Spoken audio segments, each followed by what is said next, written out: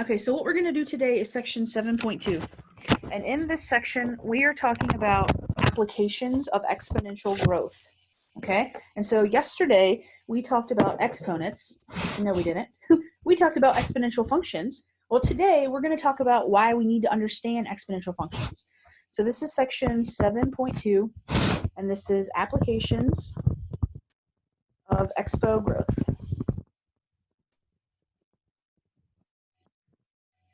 And the very first thing that we're going to do, there's not a ton of notes necessarily for this section. There are four main formulas that we're going to take out of this section. And as far as notes go, it's just basically, here's the formula, here's what all pieces of the formula mean, here's how to use it. And so the very first thing that we're going to start with is models of population growth. So one of the applications that in real life doctors and scientists use with an exponential function is the models of population growth. They determine how quickly a population is going to increase, things like that. And so the first thing that we need to do is take a look at the formula, because again, it's a lot of plugging and chugging in this section. So we're going to have the formula P of t equals P sub 0 a to the t. Now make sure that when you write this down, you write it down exactly like I have it, okay? This little guy down here on the bottom, this is just a teeny tiny little 0, okay? But it's not actually 0, so to speak.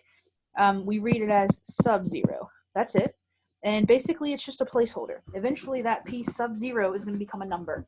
Okay, so don't think it's just a regular old 0. It's not. All right, now, once we have the formula written, I want to tell you what all of these pieces mean. And then we're just going to dive right into a problem, and we're going to see what happens. So, P of t,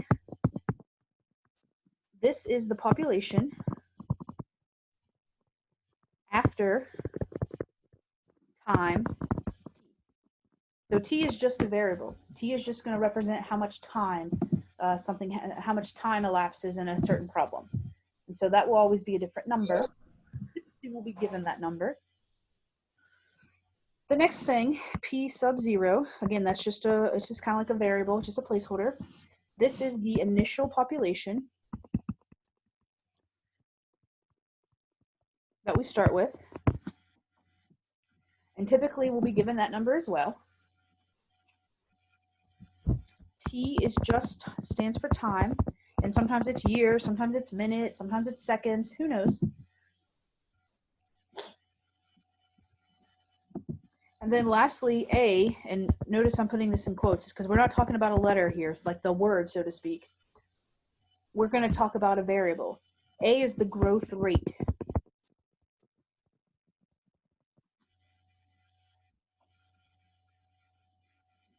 Now, take a look at this for just a second. Let me know what you think. This is the formula. This is what we're going to be working with. And each of these little guys is part of it. So take just a sec.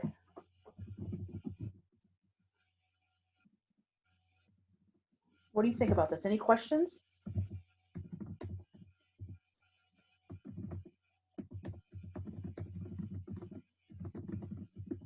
Okay. So then what's going to happen is we're going to dive right into a problem. And in this problem, we're going to be given some information, which I'm going to write down. And we're going to need to do three things.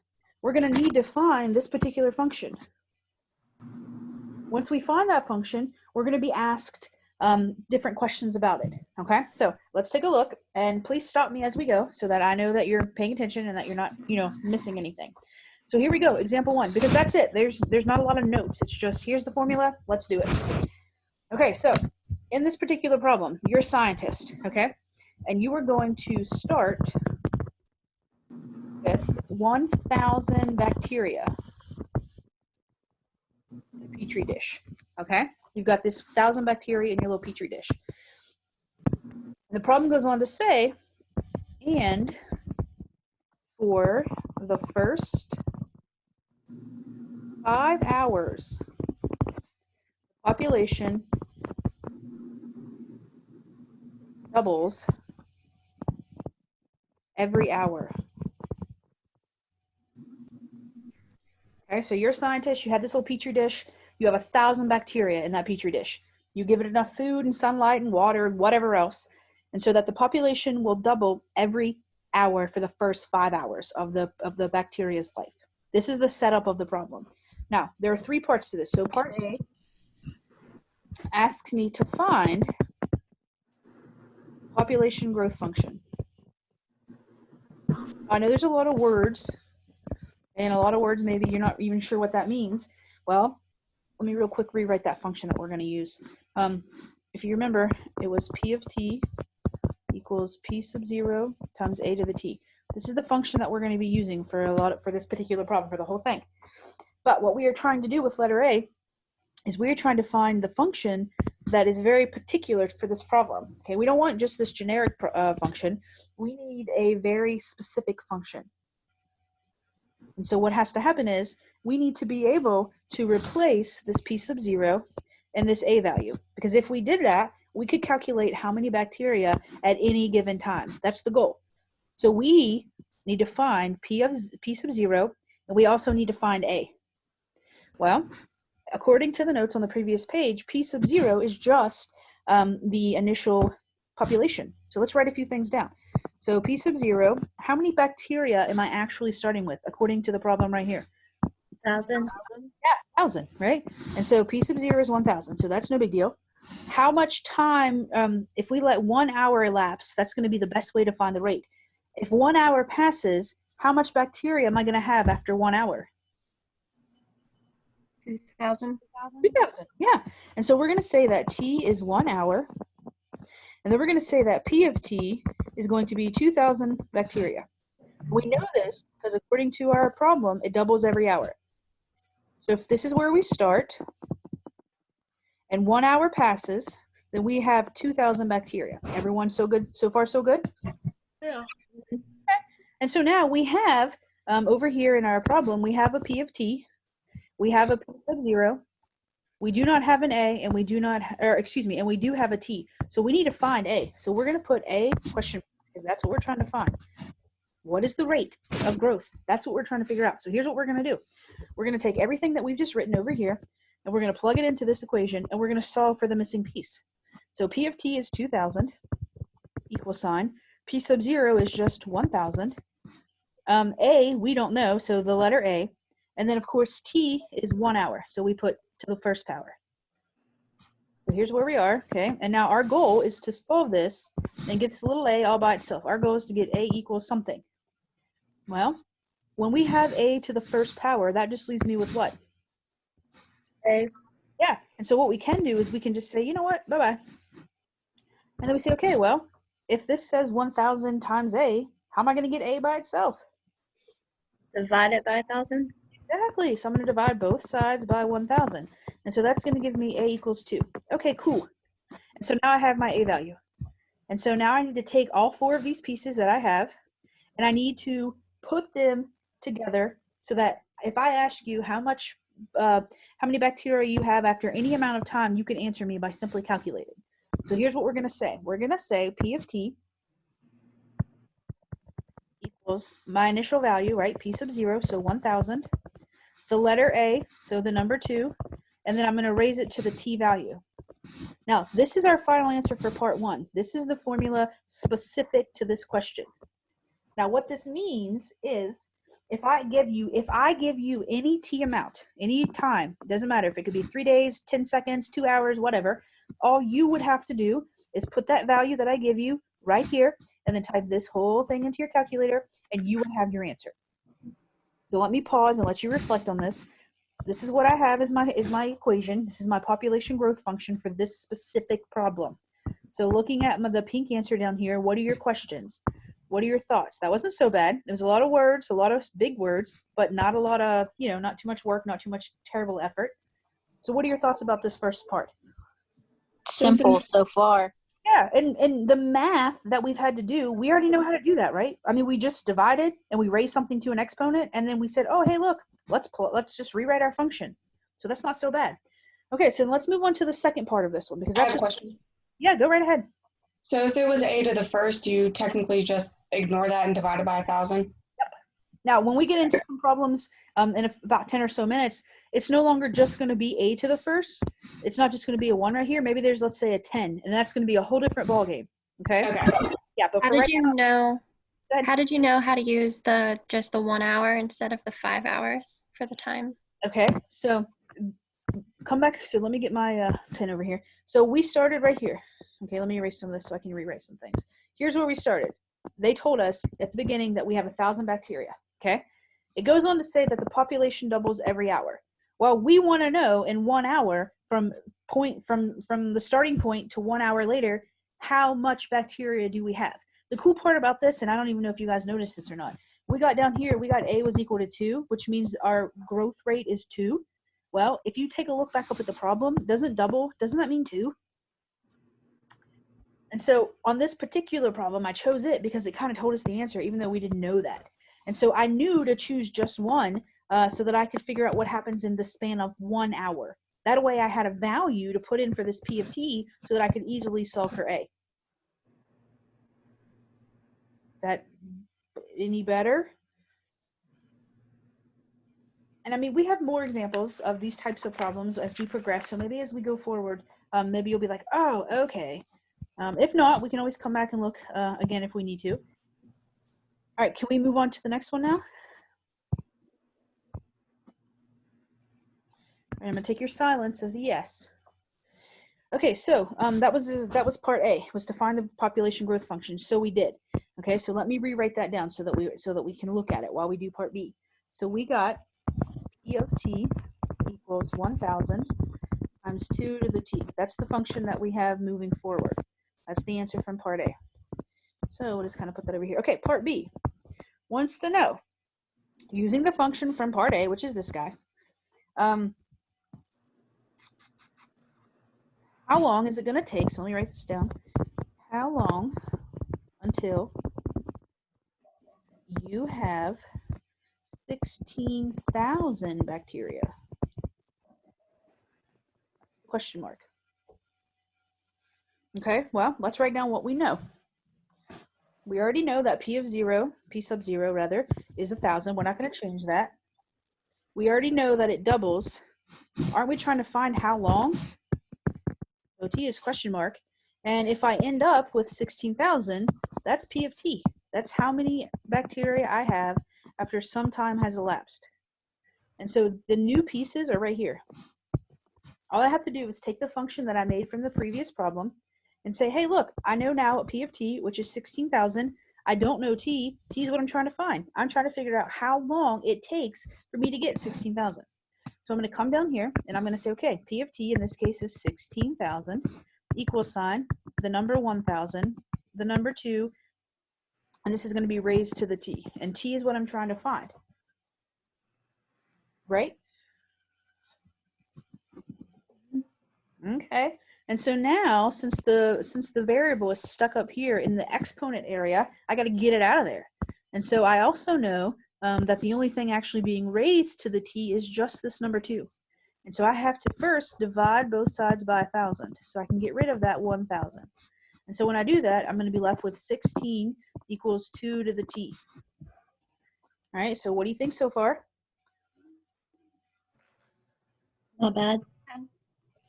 All right, now, if you think back to yesterday, we had problems that looked similar-ish to this, didn't we?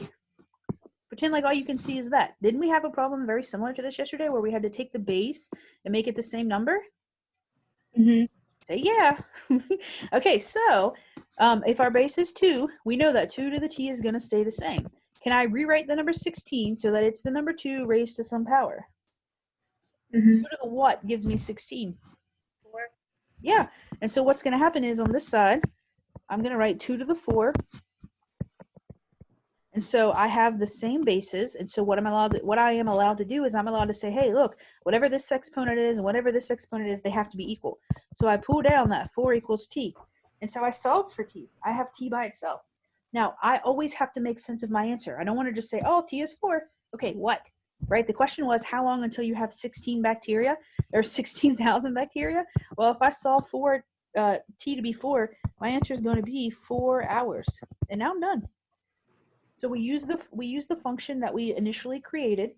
We solved for the time, and we got 4. And so we said, oh, after 4 hours, I will have 16,000 bacteria.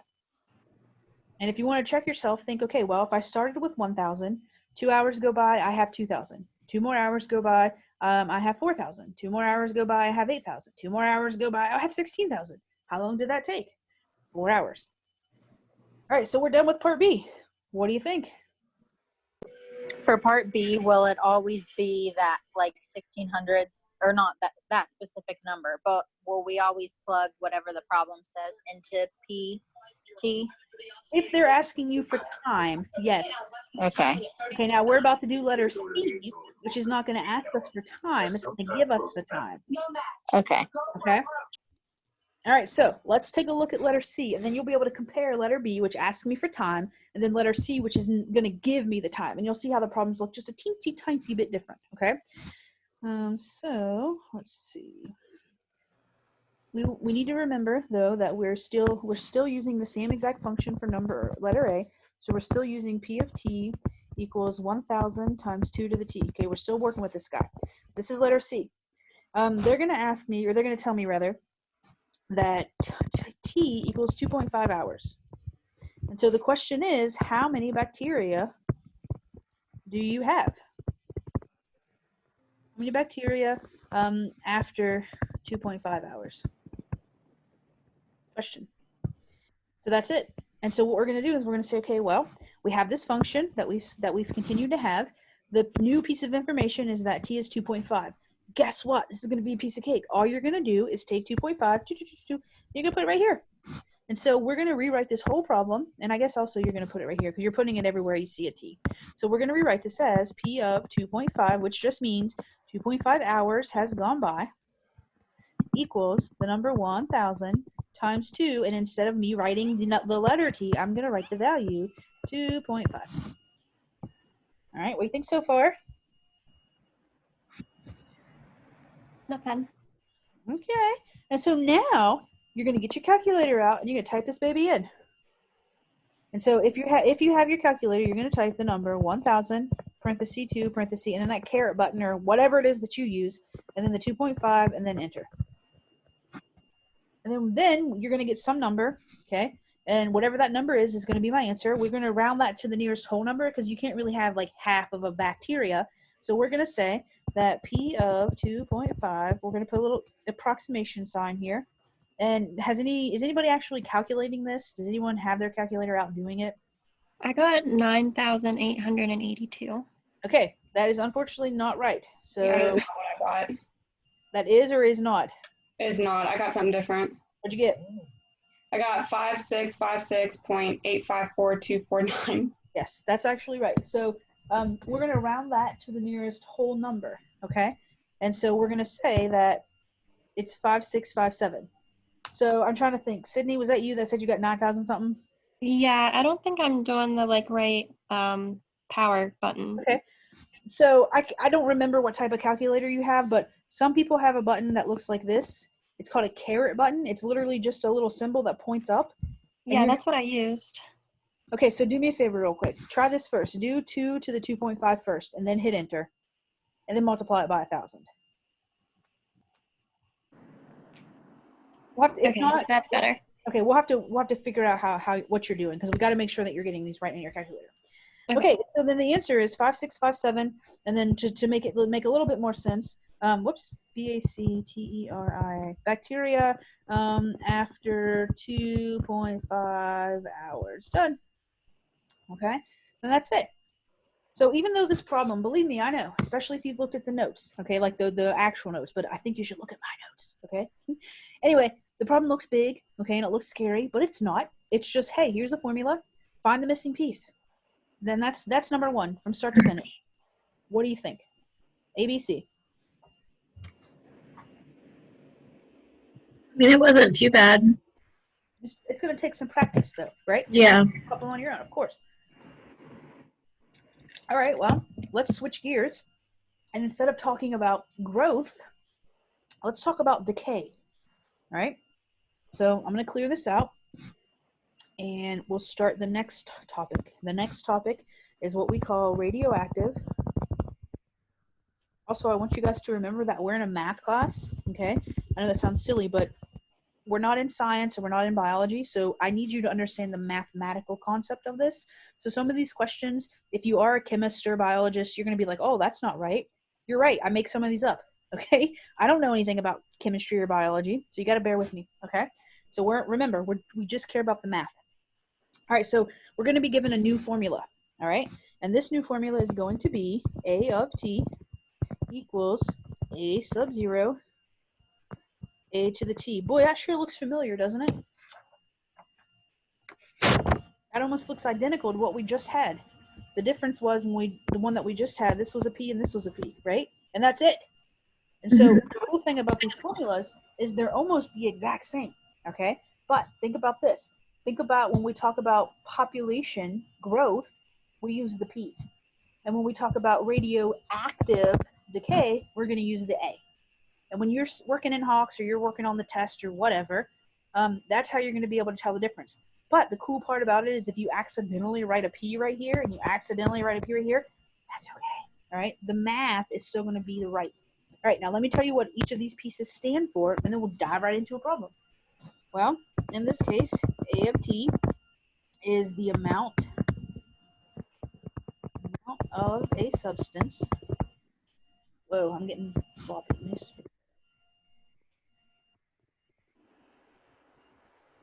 The amount of a substance left after time, which is just t.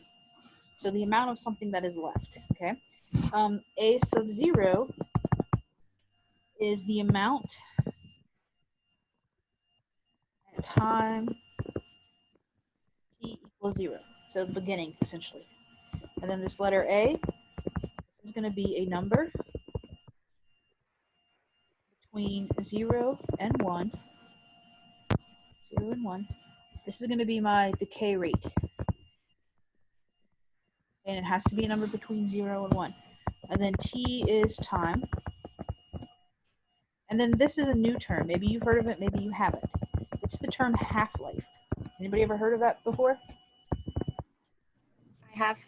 Okay, so some of us have, some of us haven't, okay? No big deal if you haven't. Half-life is just the amount of time that it takes for half of a substance to decay. Takes for half of a substance to decay. So instead of talking about population growth and life, now we're talking about decay and death, so to speak. Okay, and I know that sounds silly, but it's true. So again, I'm not a chemist, okay? And so I can only go on what the math book tells me about chemistry. So as you guys know, there are a lot of elements out there, the periodic table, all that stuff, okay? There's this particular element that is called carbon-14.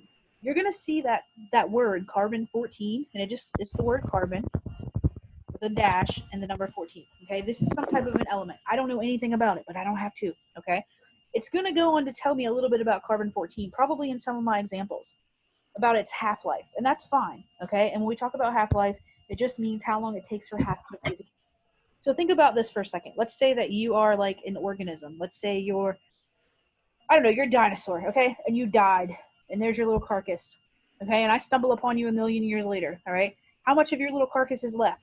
That's what we're talking about, okay? That's what carbon-14 and what this type of a problem is going to talk to us about.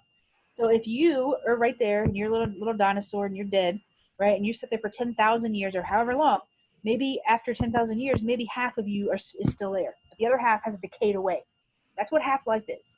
Okay, so believe me, when I first started teaching this specific class and I saw this chemistry stuff, I was like, dear God, I'm not a chemist, but I don't have to be. Okay, now, are there any questions on what I have written on this screen? Because we're going to have to get rid of it so that we can look at a real problem. So radioactive decay, here's the new function, looks almost identical to what I just had. These three guys, pretty much the same thing. Half-life is a new idea. Any questions before we look at a real problem? Okay, then let's do it. Okay, let's take a look and see what we come up with. So this is going to be example number 2. And we're going to say that carbon, and again, remember, this is just setting up our problem. We don't really care about it at all. Carbon-14 has a half-life of 5,728 years. So what that means is, if you're a little organism that has some carbon-14 in you, if you die in 5,728 years from the day that you died, only half of you remains, okay? Because the other half of you has decayed away. That's what that means, all right? Now, when we take a look at this particular problem, there are a couple of things that we have to do here. And the first one, letter A, is we need to find the base A. Okay, so we're still looking at the function, which let me rewrite that real quick so we can see it. The function for decay is A of t equals A sub 0, A to the t. And so what we're trying to do in this particular problem is we're trying to find the base A. That's what we're trying to find.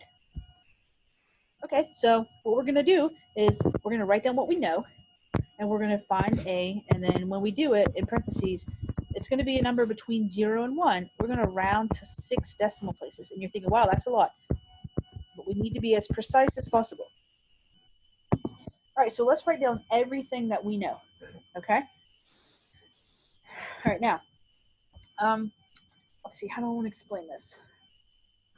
When we talk about half-life, that basically means the number 1/2 of what we started with. Do you agree to that? Okay. Okay. And so if we're going to say, look up here for 1 second where the red is, A of t, that's how much is left after a certain amount of time. Well, we're going to let A of t be the half-life. So we're just going to say that A of t in this case is going to be equal to 1/2 of what we started with. Okay, that's no big deal. And then we're going to say, okay, well, let's go ahead and finish writing the rest of that equation. So we have our equal sign, so we got that taken care of. A sub 0, we don't know A sub 0, so we're going to just write, well, we don't know it. And then the letter A, okay, which again, we still don't know. That's what we're trying to find. So here's the letter A. But here's what we do know. How much time has passed by? A lot. So we're going to raise this to the 5728, just like that. Okay, now look to make sure that you agree that everything kind of correlates with what I've written. So A of t, we're saying, hey, it's just 1/2 of what I started with. My equal sign comes down. My A sub 0 comes down because I don't know it yet. A comes down because I still don't know it yet. And then t, oh, I do know t. So any issues with this so far? Okay, and so now we know how to do these types of calculations. All I'm trying to do is get this A by itself. Well, what's happening to A? It's being multiplied. What's the opposite of multiplying by A sub 0? Divide it. Yeah, so let's divide both sides by A sub 0. Well, luckily for us, on both sides, the A sub 0 is going to cancel, which is what I'm counting on. So I'm going to have 1/2 equals A to the 5728. Any issues with that? All right, now, unfortunately, this is unlike the other problem. Remember how I think Sarah asked me, if this is a 1, we're allowed to just ignore it and then we're good, but unfortunately this is not a 1, so I cannot ignore it. So generally speaking, let's not overthink this. If I just had A to the 3rd and I wanted to get rid of this 3rd, what would I do? Wouldn't I take the 3rd root? Mm-hmm. Yeah. Okay, so just because this is a much larger number, that doesn't matter. If this is being raised to the 5728, what am I going to do to get rid of that 5728? Believe it or not, I'm going to take the 5728 root, which I know seems so dumb, okay? But again, we know that this is mathematically okay. And so on the right-hand side, the root and the 5728th power will cancel. And so what that's going to leave me with is A equals the 5728th root of 1/2. Now, once you get to this part, it's going to be smooth sailing because this, I'm going to type it into my calculator. Now, again, I can't see you guys, all right, and I can't see what type of a calculator you have, but you saw my calculator in the past. You know it's the TI-84 graphing calculator. So what you're going to have to do, and again, I might have to Zoom with you one-on-one later and look at your calculators. I don't know. But you're going to type 5728. So let's say this is your calculator. So 5728. And then on my calculator, there's a button that looks like this. There's an X, and then there's a square root symbol. Does anybody see that on their calculator?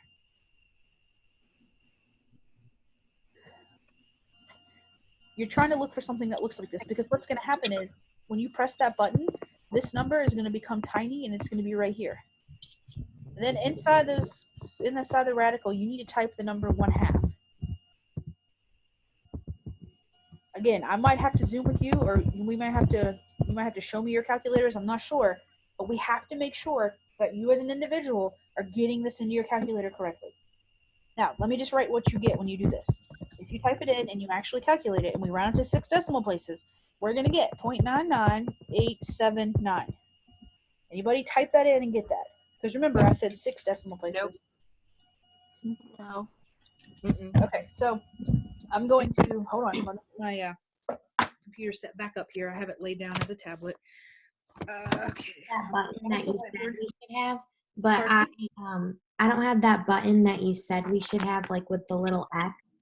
Yeah. So I just typed it in 5728, and then I hit my second and then to the square root button, and I got the answer. Okay, because I'm not sure. I did the same thing she said, and I still didn't get that. Yeah, me neither. And then, so when you do your speed button, then put in parentheses 1 divided by 2, end parenthesis, and then it comes up. All right, here's my calculator. Okay, I don't know how well you can see this, but I typed in the 5728 first, and then there was a button on my calculator. It looks like this. Let me show it to you. It's got this, it's where the black is highlighted. It's a little X on the outside, and then it's the square root symbol. I hit that, and then I typed in 1/2, and then I hit enter. Now, again, without me, if you want to pop in on video and show me your calculator, you can. Okay, but this is so important because if you can't type this in your calculator, you're not going to get the answer. So let's see, Ashley, are you showing me your calculator? I mean, I have this one. I don't know exactly how I was supposed to. Can you hold it up and let me see it at the screen? And if anybody else knows, chime in. I mean, I have no idea. It's an odd calculator. I know. Hold it still. For Lakin, or I'm not sure what your name is, but I think you just have to put 1/2 in parentheses. Actually, hold on. Let me look at Yeah, Lakin. it's the parenthesis part. Because it's a fraction, you have to put it in a parenthesis. Yeah, it has to be in a parenthesis. Here's mine. Ashley, put yours back up for a second. Let me look at it again. Lakin, did that work? Yeah, I did. Hey, Ashley, you're missing your camera. Yeah. There you go. Okay. If anybody has a calculator like this and that can help us out, you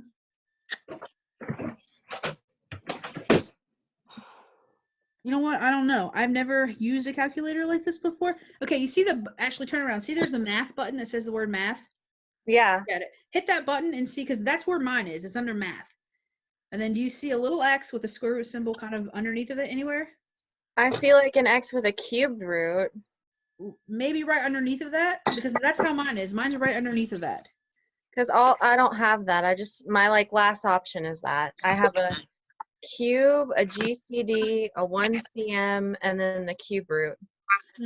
Okay. We'll have to look. I might have to Google yours. I don't know. Okay, so just sit tight for me, okay? Okay. I don't know that type of a calculator. Anybody else having an issue? I was having an issue for the longest time, and I just realized I was hitting the wrong button. Okay, so Sarah's good. Who else got is it. talking? Me, Sydney. I can't get mine either. Okay, what do you have? Can you pop on real quick and let me see it? I see it. Whoops. Oh no. There you are. Okay. Oh yeah, you have one of the ones that this shouldn't be too bad. So, okay, hold it real still for me because it's. I have the same calculator as her, and I got it. Okay, Sarah, what button did you press? Because I just can't remember without seeing. Okay. Go ahead and press 5728. Okay, so go ahead and do this real quick, Sydney. See if this works. Okay. Okay, press your second button. Second button. And then that little, like it looks like an up arrow. Oh, the caret button? The caret button. Okay. And then 1 ABC2 for 1/2 and hit enter. Okay, I got that this time also. Okay, Kirsten did okay, good. Wait, what about the ABC? Like when I do 1/2, I do 1 ABC2 because that's how it puts it in fraction form. Oh, okay. Oh, I just got it. Okay, Ashley, was that you? Okay. Yeah. Okay. Okay, I got it. Good. Okay, awesome. Okay, so if you are still unable to and you don't want to pop in and talk to me now, let's talk later because you guys have to be able to do this, okay? It's super important, as you're going to see. Okay, so let me get back to my whiteboard here. Let's see. Okay, there it is. Okay, so Go outside. Come on, go outside. okay, so we all agree now that we got this, and that's for the most part we're calculating and it's okay. That was okay. That was rough. Okay, so we found the base A. So just like in the last problem, what we have to do is we have to take that, and let me erase this mess up here. We have to take the information that we just found, and we have to put it into the equation that we're given so that this particular equation will be specific to this problem. So we had, hey guys, can you, I'm not sure who's causing a bunch of ruckus, but could you do me a favor and just mute yourself? Thank you. Okay, so we had, oh goodness, A of t, and that was equal to a sub 0 of a to the t. Oh goodness, I got myself too high up here. I'm gonna have to start it over. Come on, t. Okay, all right, and so we just found a. And so what we are going to do is we're going to take the initial equation that we started with, and we're going to rewrite it. And the only thing that's going to change is we're going to put a that we just solved in its place. So we're going to say a sub t equals a sub 0. Instead of putting the letter a, we're going to put parentheses 0.999879, and then we're going to raise that to the t. And this is actually the final answer for part A. This is the new formula that I'm going to use. And so what's going to happen is, as we progress to letter B and letter C, they're going to give us in the problem, they're going to tell us how much we start with, and they're going to tell us how much time has elapsed. And what we're going to have to do is type these three numbers into our calculator and get a number of how much is left. Okay, so before we do that though, circled in red is my final answer for part A. I found the base, which was this decimal, and I stuck it in where A was, and now I have a brand new function. So what do you guys think about this so far?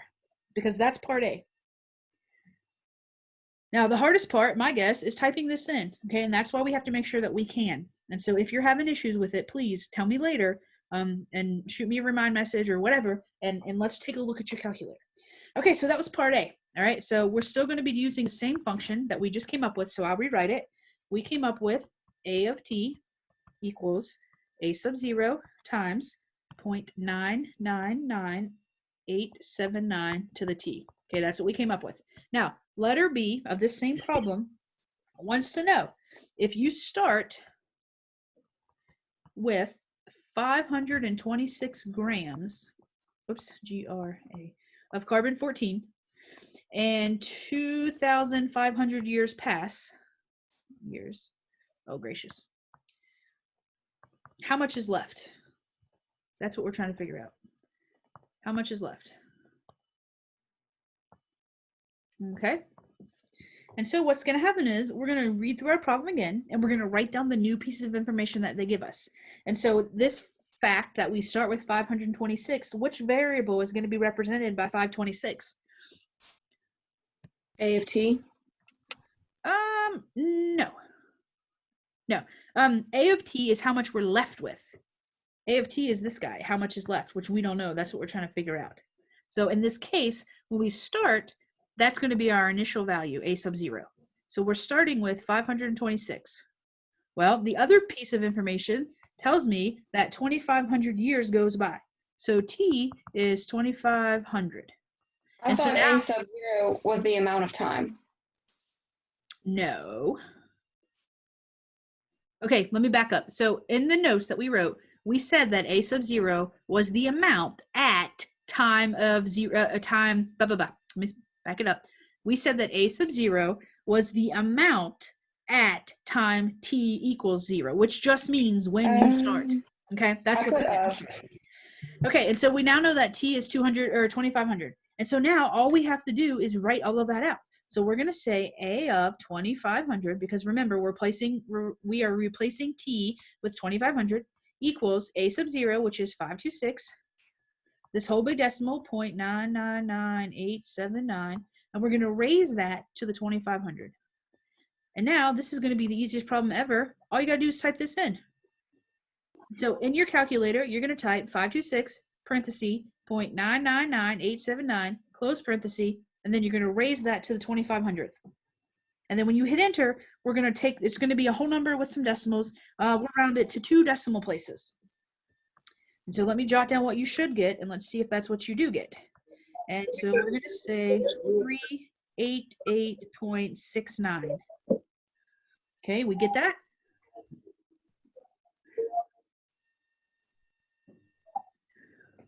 Yes. Okay, so Yeah. this is my final answer for part B. And again, we always want to make our answer make more sense than just, spouting off a number. And so to make it all make sense, we're going to say, after 2,500 years, there are 388.69 grams left. Done. Okay. So what do you think about B? Again, we use the function that we came up with in step 1, and then step 2 gave me an initial value to start with. They gave me the time. Bam, bam. I typed it in, and now I'm done. What are your thoughts on B? On our exam or anything you want us to do we have to write like the whole, what you just wrote after? No. I just need the number. But I just like for you guys to understand if I say, 388.69 what? Right? Okay. All right. Are we ready to try C? It's going to be the same type of problem, except T is going to be a different number. That's it. All right. So let's do C then, and then we'll be done with this problem. So again, the function that we started with that we're using is A of T equals A sub 0 times 0.999879 to the T. And so this is letter C. And we're going to just say that you start with the same 526 grams. I don't know why I'm having such a hard time. Oh my gosh. I don't know why I'm having such a hard time spelling today. I've been playing a lot of Scrabble with my sister, and my spelling has not improved. Okay, start with 526 grams. And the time that's going to pass now is 10,000 years. And so I need to know how much is left. Okay, and so now we're going to do exactly what we did, except for in this particular problem, we're given our A sub 0, what we start with. Hey, look, T is different, but that's it. And so when we go to calculate this, we're going to write A of T. Actually, no, we're not, because we have a T. We're going to write A of 10,000.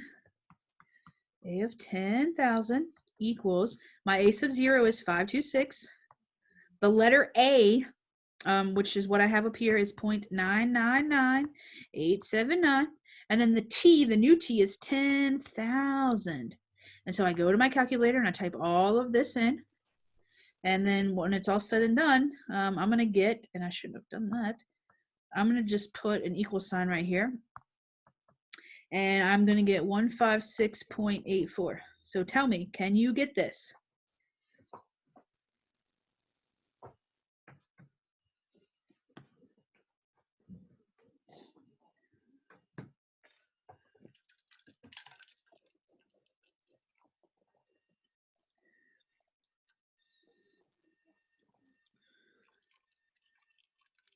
Anybody getting this number?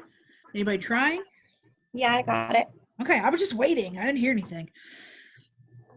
Okay, so let's see. That's A, B, and C. That's a radioactive decay. You're given a half-life. You need to find the rate, which was step A, and then you take the function from step A to continue with step B and step C, and just say, hey, after X amount of years, here's how much is left. Do you have to put the 0.99 whatever in parentheses before you multiply it? I don't think so. You could, if you put a times symbol right here, that would work, because 529 times, and then this number raised to that power, that should also be okay. Did you still not get that? I'm not getting that either. I have the same calculator as Sydney. Yeah. After I multiply it, do I hit enter and then I raise it to the power? Oh, okay. I see what you're saying. No. Okay, so hold on for a second, guys. Okay, so we have learned throughout the semester that the number that's being raised is only the number that's attached to the exponent. So this number 529 is not being raised at all. Oh, so you would start with that and raise it and then multiply it by that? Yes. I Now, did it all in one go and I got the answer. yeah, Sarah, I agree. I did it all in one go. Like I typed in this number with a set of parentheses and then this number, and then I closed the parenthesis and then I raised it up. Yeah. So you Okay, do so- 529 parentheses 0.999879, close your parenthesis, and then the asterisk or the up arrow thing, the caret, and then 10,000. Or wait, yeah, it is 526, isn't it? I don't know. Did I write? Oh, geez. I'm like, I don't know. I'm looking at what Sebastian wrote. Oh my gosh. I'm sorry, you guys. It's you guys. You guys. I was think wondering you why I got love this? 157. Oh, I did it again. Oh my gosh. Sorry. I'm sorry. Okay, don't worry. I didn't even Thank you, notice that. I'm glad Sebastian. someone did. I did not even catch that. Listen, you guys think you're not loving this? I'm not built to be an online teacher. It's not in my blood. Okay, so let's back it up. So if we type 526, I don't know where I got that 9 from, and you do this multiplication all as one, are we now getting the 156.84? Yes. Okay, that is my bad. Jeez. Okay. All right, now that's as far as the population growth and the radioactive decay, that's it. Okay, now the next thing that we're going to talk about is compound interest. And I think compound interest is going to be a little bit easier because it is probably something that you've at least heard of, okay? Because if you have any type of a banking account, you've probably heard of interest. So before we do that, obviously I know that you guys need practice, okay? We've only done 2 examples, but are there any like burning, issues or questions or concerns right now before we take a look at the last type of topic, the compound interest? Okay. All right, so let me go ahead and get that cleared off here. All right, so compound interest. Compound interest. And has anybody, I wish I could see your calculators because we're going to talk about something called the number E, which I know that doesn't make any sense. And we'll get to that in just a second, okay? Don't worry about that just yet. All right, so let's talk about what compound interest actually is because we need to have a definition before we can, work with it. So we're going to say that compound interest is the interest compounded on the original principal as well as any accumulated interest. All right, now, interest, I don't know if any of you are old enough, some of you are, but some of you may not be, I don't know, to have a bank account or a car payment or anything like that. And there are basically 2 ways that we talk about interest. And one of the ways that we talk about interest is if you put money into a bank account. Let's say you have 10 grand that you want to put into your bank account. You put in your savings and they pay you interest. Basically, your bank pays you a little bit of money to keep your money in their bank. It's not a ton, but it's a little bit, okay? Now, the other type of interest that we talk about is, let's say you take out a car loan. And basically, that type of interest is you paying the bank to loan you money. And so with this section, we're going to talk about how to calculate that type of interest. And at one point in my life, I was a bank teller. And so this is actually interesting to me because I actually did this, at my job. And it wasn't just, well, maybe one of these days I'll need to know. Okay. Now, the thing that we need to talk about real quick before we look at the formulas is something called a compounding period. And again, if you've never heard of it, it's okay. It's not a big deal. Compounding period. And a compounding period, in parentheses here, eventually you must know this. Okay, because what's going to happen is this is going to change with each problem, the compounding period. And we say that there are, this is just the letter N. It changes, okay? There are N compounding periods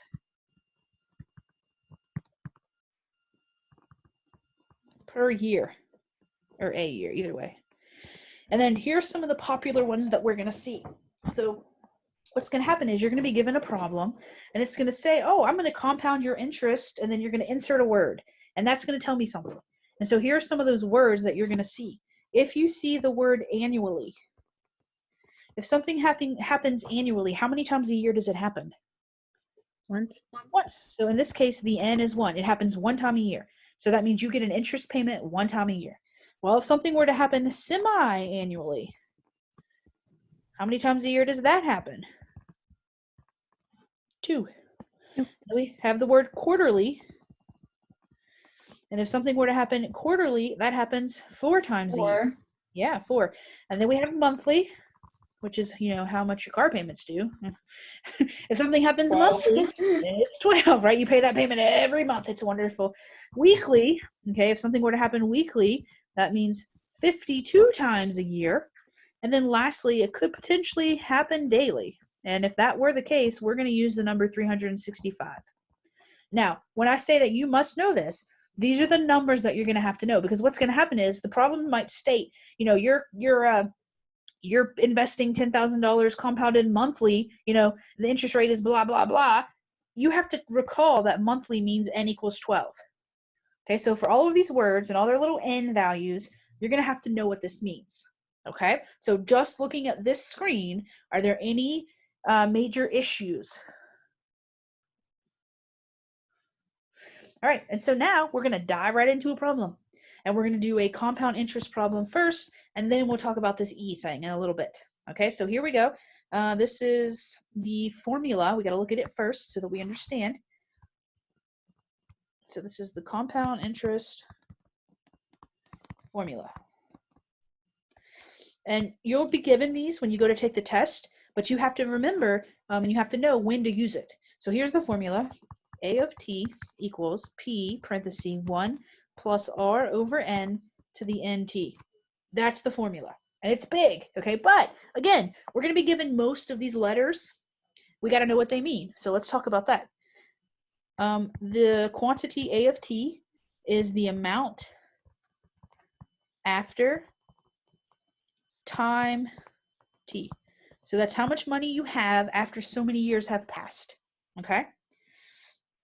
In other words, we could call that the future value. How much you will have. So maybe I'll put that in there too. Will have. Okay, next. P is your initial value. How much you start with. Also known as the principal. I can never remember if it's principal or principal, so I'm going with pal. I don't know. You guys know I'm not a very good speller, okay? It's your principal.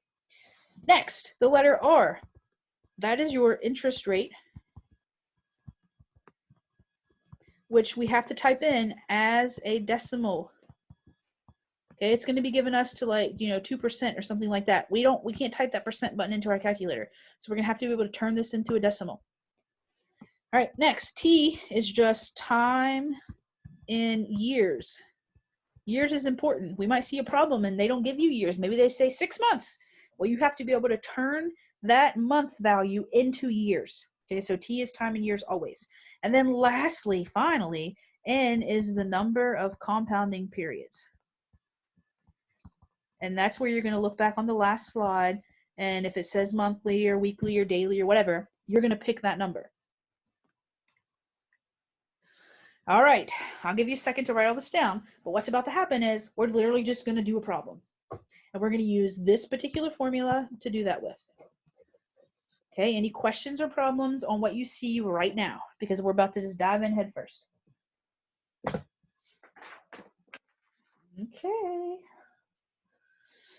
Do you need more seconds here to write this down? Or are we good?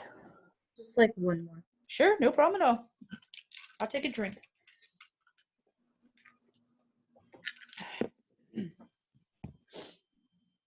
Okay, I'm good. All right, here we go, guys. And I think that you're going to be like, oh, this isn't so bad. The formula looks big and nasty, but I promise you it's not so bad. All right, so what? This is example 3.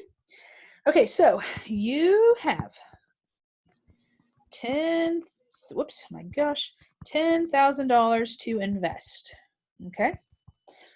Your interest rate, so you're at the bank and your teller's telling you all this stuff.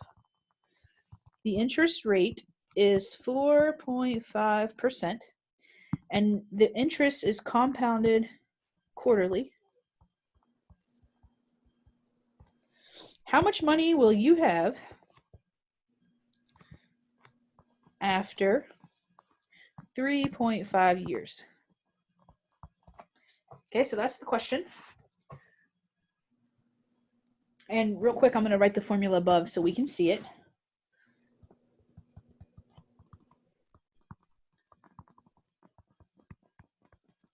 So this is the formula that we're going to use. And our problem is all the information that we need. And so what we're going to do is read through that problem, and we're going to list out all the variables and all of their values. So the first number that we come across, you have $10,000. So which one of those variables is going to be represented by $10,000? E. P, because that's how much you have. So $10,000 is P. Okay, we keep going. The interest rate is 4.5%. Okay, which letter represents rate? R. And remember, we cannot just type 4.5%. And so how do we take this number and turn it into a decimal? Pick up this decimal Divided by like 100. Yeah, you can divide it by 100, or you can just take up the decimal point and scooch it over 2 places. So we're going to have 0.045, and the percent sign is gone. Okay, we keep going. It's compounded quarterly. Well, N is our compounding periods. If it's quarterly, how many times a year is that happening? 4. And then we keep going. How much money will you have, which is A of T? Well, that's what we're trying to find. We don't know. And then time, 3 years have elapsed. So here is every single variable written out. Now, a trick that I like and that I want us to do, at least for the first couple times, is notice how up here, this is a exponent, n times t. Let's take 1 second and let's multiply n times t. Because I don't want to have to type that into my calculator because it's going to be weird. That gives me the number 14. Yeah, just 14. Okay, and so now I have everything I need. And so A of t, well, that's what I don't know. So A of t just stays A of t. And then the value P is 10,000, and then parenthesis, the number 1, plus sign, the rate, 0.045, divided by the n value, which we said was 4, all raised to the nt, which we said was 14. Okay, and so I have my formula set up, and now all I have to do is type this in. I can type all of this in as is. Now this is where it gets a little, where I wish I could see you guys, for real. You're missing a 0. Yes, I am. Thank you.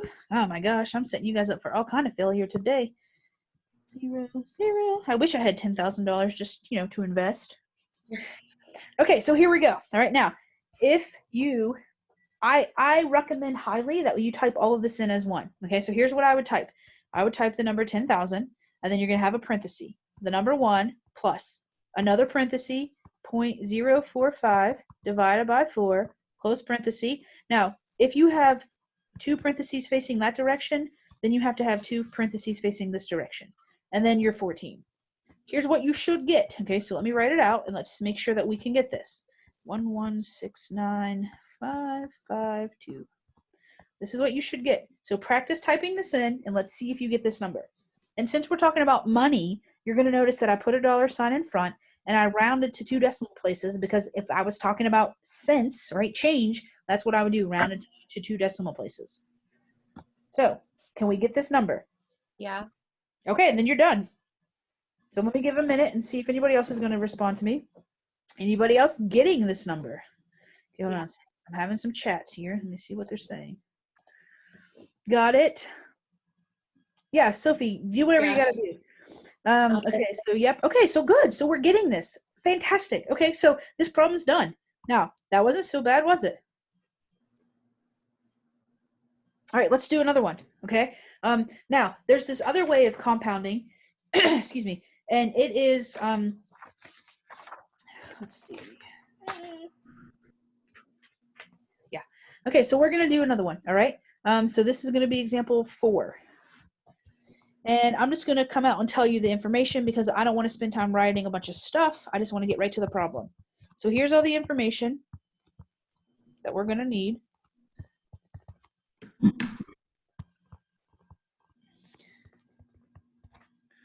So you have $520 and it's going to be compounded monthly for 9 months, and you're going to end up with $528.84. My question is, what's your interest rate?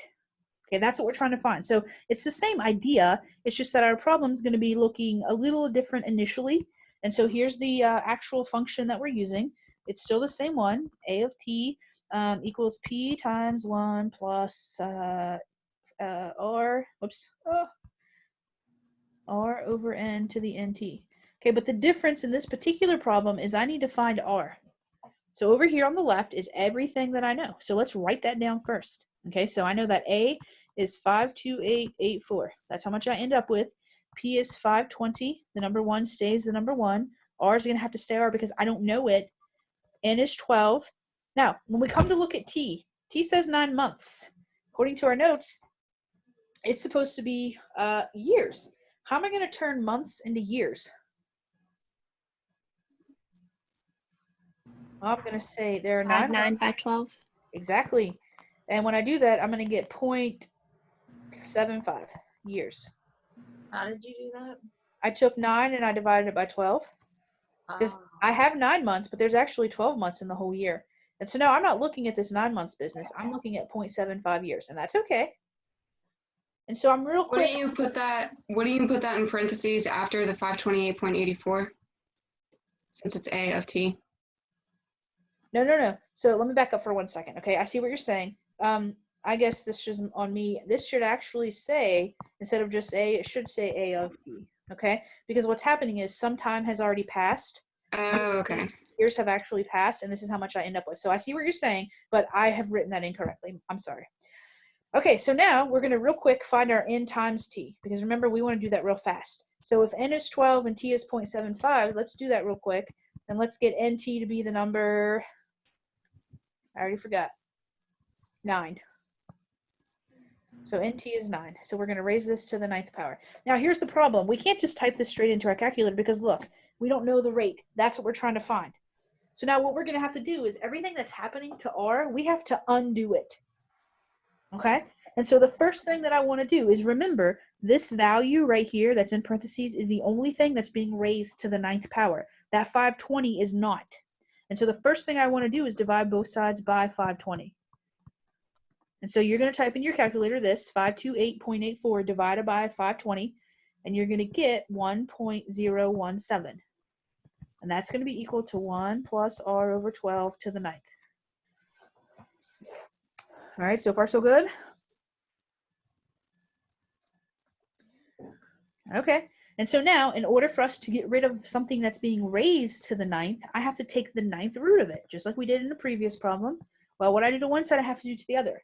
Now notice, I don't want you to actually type this in yet, okay? We're just going to leave it as the 9th root. And then over here, the root and the 9th will cancel, and I'm left with 1 plus R over 12. Well, I got to get rid of this 1. So let me subtract 1 from both sides. So I'm going to have the 9th root of 1.017, and then there's going to be a big minus 1 on the outside of the square root symbol. Well, now that leaves me with R divided by 12. Well, what's the opposite of dividing by 12? Multiply. So times 12, I'm going to multiply this whole entire thing times 12. So here's what I'm going to have. The number 12, parenthesis, the 9th root of 1.017, a big minus 1 out here equals R. Whew. Now, the cool part about this is even though this looks real bad, you can type all of this into your calculator. So think back to whenever, I can't remember, but whenever we took the root of something, so do me a favor, type 1, 2, parenthesis, whatever button you hit to take the 5,000th root, hit that same button to take the 9th root. Then you're going to type 1.017. Now notice this square root symbol stops at the end of that 7. So you're probably going to have to hit an arrow button to come out of there. Then you're going to minus the 1. Then you'll close it with parentheses. When you do that, here's what you should get, just to make sure you're getting it. It's going to be 0.0225, and then it's going to continue. But let's make sure that when you type this in, that's what you get. So I'm going to pause for a second, let you try it.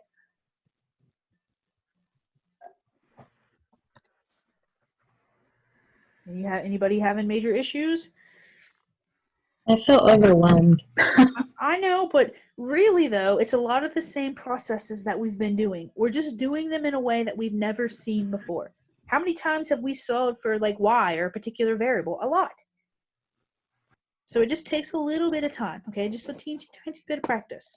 I did not get that. Is that a 12 down there or the point 12? Oh, this Times is just 12. a times 12, sorry. And so then it just becomes just regular old the number 12.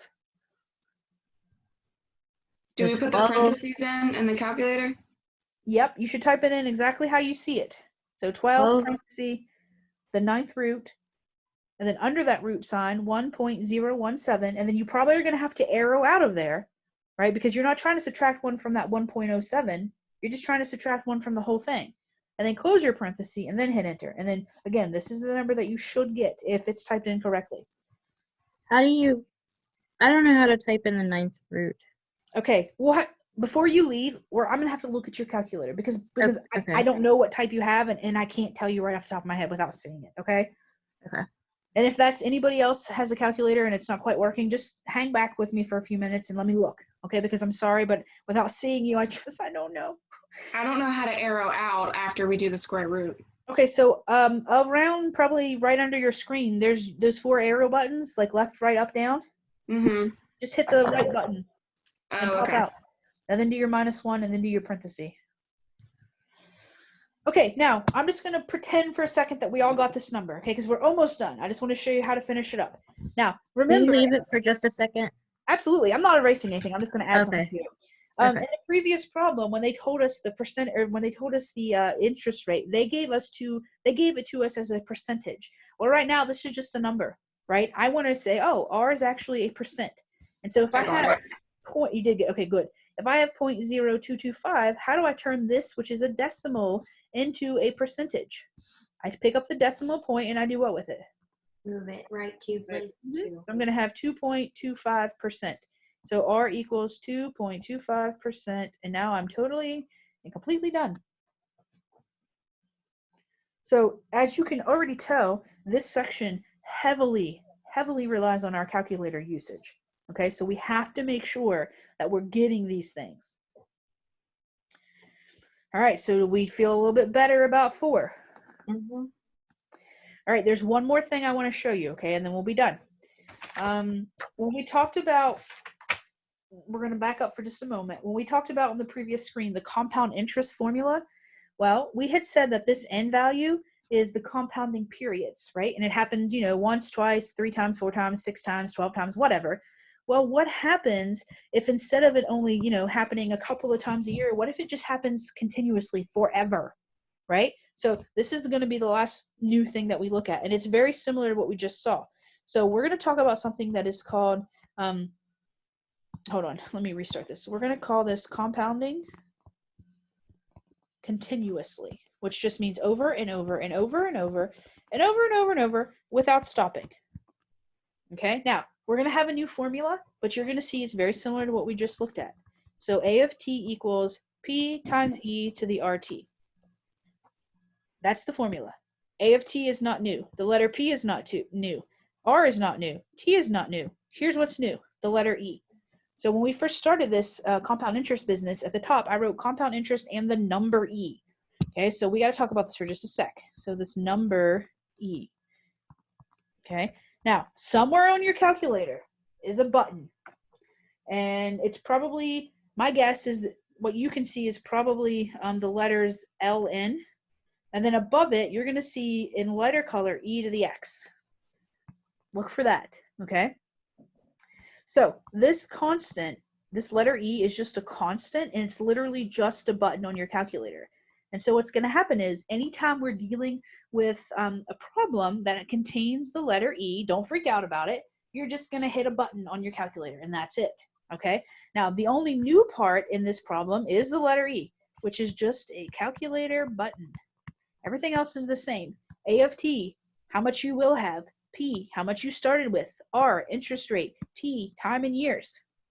And so what's going to happen is, let's just look right at a problem while this is up here. And so this is going to be the last one, unless we have, further questions. Number 5, we're going to say that you have your $10,000, okay, to invest.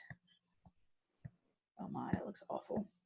You have $10,000 to invest, just like you did on the one problem before. Except for this time, it's going to say in words that it's compounded continuously. So when we see that word continuously, that is our key that we have to pick this. I call this the PERT formula because it spells PERT, P-E-R-T, okay? The interest rate is going to be 4.5%, and the question is, how much money after 3 years? And so what we're going to do is we're going to list out everything that we know, and we're going to say, okay, well, P is at 10,000. The interest rate, just like last time, was 0.045. T in this case is 3. It's compounding continuously. Notice in this problem, there is no n value. So we don't say n equals something. It's not there. And so we're going to say, okay, well, how much? So a of t is what I don't know. And so we're going to start out and we're going to just write everything in that we know. And so we will have a of t equals the number 10,000, literally the letter E, just as is. And then notice now that we're raising it to the RT. So we'll take a quick second and we'll take the letter R and we'll take the letter T and we'll multiply them together. And that'll give me 0.1575. And I will raise this to the 0.1575. Now in my calculator, I'm going to type this entire thing as is. So probably you're going to type in the number 10,000. And then did anybody, I don't think anybody answered me. Maybe you did. You saw this button that says ln and above it you have e to the x. Anybody remember? You can find that or not? I can't remember. Yeah, I see it. So then you're going to hit your e to the x button. And then what's going to happen is instead of course, the x, you're going to type the 0.1575. And when you type this in, here's what you should get. Okay, we'll make sure we're getting it. $11,705.81. That's what you should get. So let's make sure you are getting it.